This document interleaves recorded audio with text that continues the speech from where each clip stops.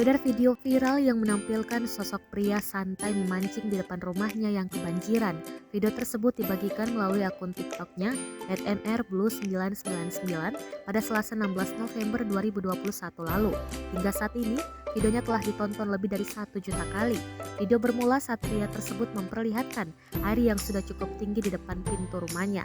Air berwarna keruh itu dipenuhi sampah berupa dedaunan. Sambil menunggu ikan yang menyantap umpan pancingnya, pria itu dengan sabar menunggu.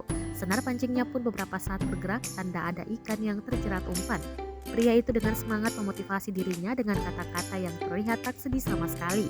Masih sabar menunggu, pancingan pria itu pun kemudian berhasil menangkap seekor ikan. Pria itu kemudian kegirangan dan berteriak seketika.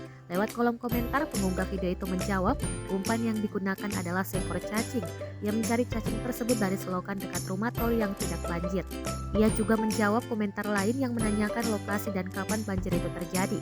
Pria itu kemudian menjawab, lokasi rumahnya di Depok dan rumahnya telah direndam banjir selama 2 hari. Beragam komentar pun diberikan warganet, banyak yang terhibur oleh aksi pria itu hingga menyuruh pria itu tidak berteriak.